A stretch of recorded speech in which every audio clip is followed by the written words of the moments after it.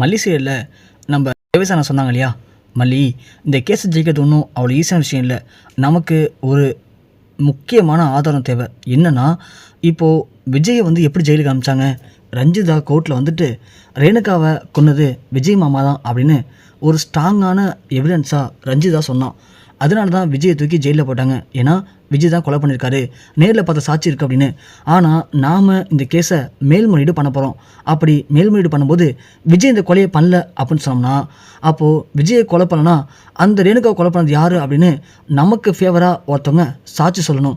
அந்த சாட்சி எப்படி தெரியுமா இருக்கணும், இந்த கேஸில் அவங்க ரொம்ப ரொம்ப ரொம்ப முக்கியமானவங்களாக இருக்கணும். அதாவது அந்த வீட்டில் இருந்திருக்கணும், ரேணுகா சாகும்போது அந்த வீட்டில் அவங்க இருந்திருக்கணும். அவங்க தான் நேரில் பார்த்த சாட்சியை சொல்லணும். அது மட்டும் இல்லாமல் இந்த ரஞ்சிதா ராஜேஸ்வரி 2 பேருக்குமே விஜய் கூட பகை, அதனால தான் இப்படி தேவையில்லாமல் பொய் சொல்கிறாங்க அப்படின்னு அவங்க சொல்லணும். இப்படி முழுக்க முழுக்க விஜய்க்கு ஃபேவராக அவங்க சாட்சி சொல்லணும். ஏன்னா நீ தான் சொல்கிறியம்மா விஜய் அந்த ரேணுகாவை கொல்லலை அப்படின்னு. நீ சொல்ல வச்சு பார்க்கும்போது ரஞ்சிதா தான் போய் சொல்லியிருக்கா. அப்போது விஜய் நல்லவர் தான்.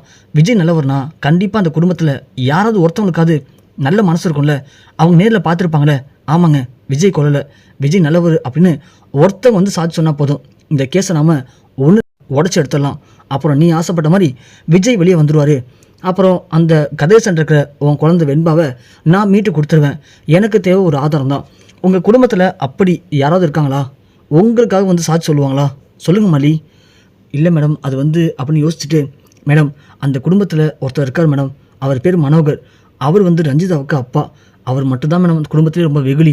அவர் வேணால் எங்களுக்காக சாட்சி சொல்லுவார் மேடம். அப்படின்னா இந்த கேஸ் ரொம்ப ரொம்ப ஈஸி மல்லி. இல்லைனா இந்த கேஸில் நம்ம ஜெயிக்கிறது ரொம்ப ரொம்ப கஷ்டம். 100க்கு 98% இந்த கேஸ் ஜெயிக்கிறது நம்ம கஷ்டம்தான். ஆனால் அதுவே இந்த மனோகர் விஜய் கொலை பண்ணல அப்படின்னு ஒரு சாட்சி சொன்னால் போதும், கண்டிப்பாக இந்த கேஸை நான் ஜெயிச்சு கொடுத்துருவோம் மல்லி உனக்கு. தேவசனா சொன்ன உடனே சரிங்க மேடம், நான் போயிட்டு அந்த மனோகர் எங்கே இருக்கான்னு பார்த்து அழைச்சிட்டு வரேன் மேடம் அப்படின்னு மல்லி வந்துடுறாங்க. வந்ததும் அண்ணன் பண்ணி உடனே என்னாச்சு போல மேடத்தை பார்க்க போனியே, பார்த்துட்டியா, என்ன சொன்னாங்க?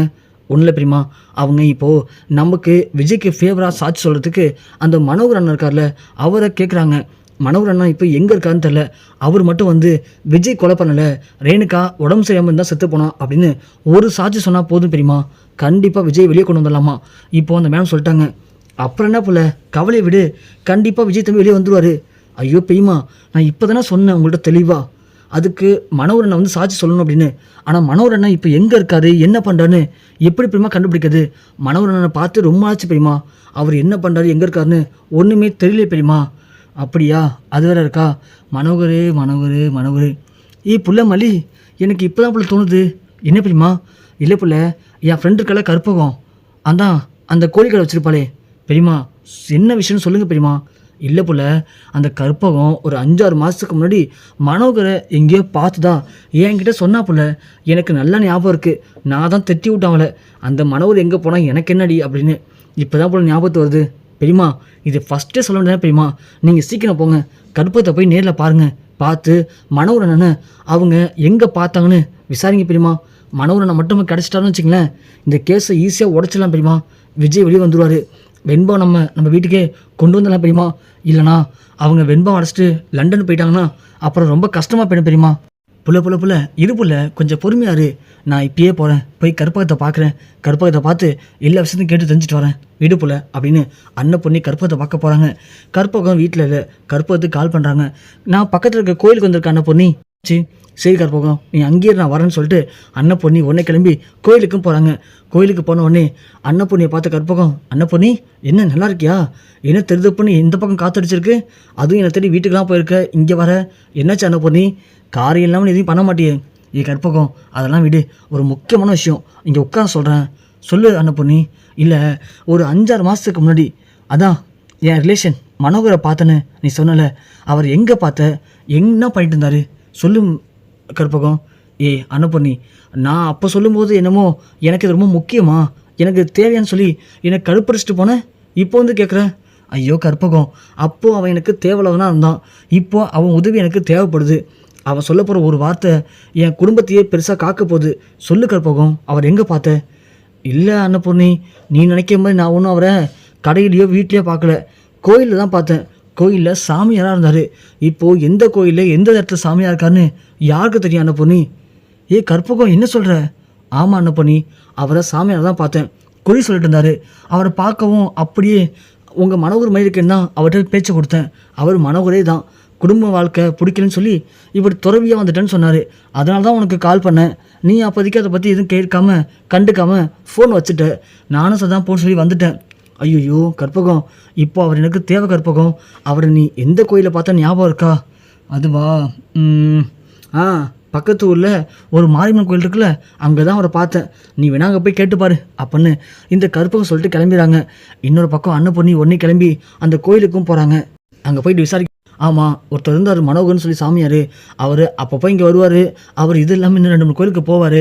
அந்த கோயிலெலாம் சொல்கிறேன், நீங்கள் அங்கெல்லாம் போய் தேடி பாருங்கள், கண்டிப்பாக கிடைக்க வாய்ப்பு இருக்குது அப்படின்னு அந்த கோயில் பூசாரி சொல்கிறாங்க. அன்னபூர்ணி அவர் எந்தெந்த கோயிலுக்கெலாம் போவார்னு கேட்டு விசாரித்து அந்த கோயிலெல்லாம் போய் தேட ஆரம்பிக்கிறாங்க ஒரு பக்கம். இன்னொரு பக்கம் மல்லி அந்த தேவசன மரத்தை பார்த்து இந்த விஷயத்த சொல்லலான்னு சொல்லிட்டு நேராக போகிறாங்க. மேடம், நமக்கு இருந்த ஒரே வாய்ப்பு அந்த மனோகர் தான். அவரும் இப்போதோ சாமியாராக போயிட்டாராம். எங்கள் பெரியம்மா அவர் தேடி கோயிலுக்குள்ளே சுற்றிட்டு இருக்காங்க. அதை தவிர வேறு வழி இருக்கா மேடம் அப்படின்னு மல்லியும் அரவிந்த் கேட்குறாங்க. தேவசன் அவனே, இல்லை மல்லி, இந்த கேஸை ஈஸியாக முடிக்கிறதுக்கு இது மட்டும்தான் இருக்கிற ஒரே வழி. அவர் விஜய் கொல்லலை அப்படின்னு சாட்சி சொன்னால் இந்த கேஸை ஈஸியாக முடிச்சிடலாம் அப்படின்னு தேவசனாக பேசிகிட்டு இருக்காங்க. அப்போதைக்கு நம்ம கதிரேசன் இந்த விஷயம் தெரிஞ்சுக்கிட்டு நேராக அந்த வக்கீல் ஆஃபீஸுக்கு வராரு. வரவும் உள்ளே விட மாட்டாங்க. மேடம் ஆல்ரெடி ஒரு கிளைண்ட்டை பேசிகிட்டு இருக்காங்க, நீங்கள் வெளியே வெயிட் பண்ணுங்க அப்படின்னு சொல்ல, இல்லைம்மா முக்கியமான விஷயம், என்னை விடுமா அப்படின்னு எல்லாரையும் தடுத்து விட்டு கதிரேசன் உள்ளே வராரு. உள்ளே வரவும் தேவசன் அவனே, சார் யார் நீங்கள்? கிளைண்ட்டை பேசிகிட்டு இருக்காங்க, கொஞ்சம் வெயிட் பண்ணுங்கள். மேடம் நான் சொன்னேன் மேடம், ஆனால் அவர் கேட்க மாட்டேன்ட்டாரு. இங்கே பாருங்கள் மேடம், டைரெக்டாக விஷயத்துக்கு வரேன். நீங்கள் இந்த கேஸ் எடுக்க போகிறீங்கள, இந்த கேஸில் எடுக்க போகிற கதிரேசன்கிறது நான் தான். என்னை பார்த்தா இவங்க கம்ப்ளைண்ட் பண்ணவே வந்திருக்காங்க. இங்கே பாருங்கள் மேடம், நான் கட் அண்ட் ரைட்டாக பேசுகிறேன், ஸ்ட்ரைட்டாக பேசுகிறேன். இந்த கேஸை நீங்கள் இவங்களுக்காக கஷ்டப்பட்டு ஜெயிச்சு கொடுத்தாலும் ஒரு நயா பைசா இவங்கள்ட்ட கிடைக்காது. ஏன்னா இதுங்களே ஒரு அன்னக்காவறீங்க. ஆனால் அதுவே இந்த கேஸை நீங்கள் வாதாடாமல் ஒதுங்கிட்டீங்க அப்படின்னா நான் உங்களுக்கு 5 லட்ச ரூபா பணம் தரேன். என்ன மேடம் சொல்லுங்கள், ஓன்னு சொன்னால் நான் இப்போயே டீலை முடிச்சுக்கிறேன். இல்லை 10 லட்சம்னாலும் பரவாயில்ல, எனக்கு இந்த கேஸை நீங்கள் இருக்கக்கூடாது, அவ்வளோதான். இல்லை உங்கள் பட்ஜெட் என்னன்னு சொல்லுங்கள் மேடம், நான் உங்களுக்கு பணம் தரேன் அப்படின்னு சொல்லி கதிரேசன் பேச தேவசன் ஒன்று எழுந்திருக்கிறாங்க. ஓ அப்படியா, நீங்கள் எவ்வளோ பணம் தருவீங்க? மேடம் நீங்கள் எவ்வளோன்னு சொல்லுங்கள் மேடம், நான் தரேன் உங்களுக்கு பணம் அப்படின்னு சொல்லவும் டக்குன்னு எழுந்த தேவசனா கோவப்பட்டு கதிரேசன் கையை பிடிச்சி முறுக்கி அவர் தலையை பிடிச்சி பக்கத்துக்கு டேபிளை போட்டு மங்குன்னு முட்டுறாரு. அதை பார்த்தோன்னே மல்லிகா அரவிந்துக்கும் சம்மதிச்சு கதிரேசனே என்னை விடுங்க மேடம் அப்படின்னு கையை உதவி விட்டு, என்ன மேடம் உங்களுக்கு பணம் கொடுத்து உதவி பண்ண வந்தால் என்னையும் அடிக்கிறீங்க? யோ யார் நீ? இல்லை யாருன்னு கேட்குறேன். இது ஏன் ஆஃபீஸு. இந்த ஆஃபீஸில் வர கிளைண்ட்டை கேஸ் எடுக்கணுமா எடுக்கக்கூடாது அப்படின்னு முடிவு பண்ண வேண்டியது நான். இன்னமும் அவ்வளோ ஈஸியாக காசு கொடுக்குறேன், இந்த கேஸ் எடுக்காதீங்கன்னு சொல்கிறேன். இங்கே பாரு, காசுக்கு விலை போகிறவனும் இந்த தேவசேனா கிடையாது. நேர்மை நியாயம்னு நான் கடைப்பிடிச்சிட்ருக்கேன். எந்த கேஸ் எடுக்கணும் எதை எடுக்கக்கூடாதுன்னு எனக்கு நீ சொல்லாத. இந்த கேஸ் நான் எடுக்கிறது கன்ஃபார்ம் தான். இந்த கேஸுக்காக நான் களம் இறங்கிட்டேன். இனி இந்த கேஸை ஜெயிக்காமல் நான் விட மாட்டேன். போகிறத பார்க்க விஜய் மேலே தப்பு இல்லைங்கிறது எனக்கு நல்லாவே புரியுது. நீங்கள் பண்ண சூழ்ச்சியில் அந்த விஜய் தம்பி மாட்டிக்கிட்டாரு, அவ்வளோதானே. உங்கள் சூழ்ச்சியெல்லாம் வெளியே கொண்டு இந்த கேஸு சம்மந்தப்பட்டிருக்க எல்லாரையும் உள்ளே தள்ளி அந்த நிரபராதி விஜய் வெளியே கொண்டு வராமல் நான் விட மாட்டேன். ஒழுங்கு மரியாதையாக பணத்தை தூக்கிட்டு இது கிளம்பிடு, இல்லைனா லஞ்சம் கொடுக்க வந்த அப்படின்னு இப்பயே போலீஸுக்கு கால் பண்ணி உன்னை தூக்கி உள்ளே வச்சிருவேன் அப்படின்னு கதிரேசனை மிரட்டி விடுறாங்க தேவசனா. அதை பார்த்ததும் மல்லிக்கும் அரவிந்துக்கும் நம்பிக்கை வந்துருச்சு. அப்போது தேவசனா யார் காசு கொடுத்தாலும் வாங்க போகிறது இல்லை. கண்டிப்பாக இந்த பிரச்சனைலாம் சந்தித்து இந்த கேஸுடைய உண்மையான குற்றவாளியை கண்டுபிடிச்சி விஜய் வெளியே கொண்டு வந்துடுவாங்க அப்படின்னு நம்ம மல்லி அரவிந்த் 2 பேரும் முழுமையாக நம்புகிறாங்க.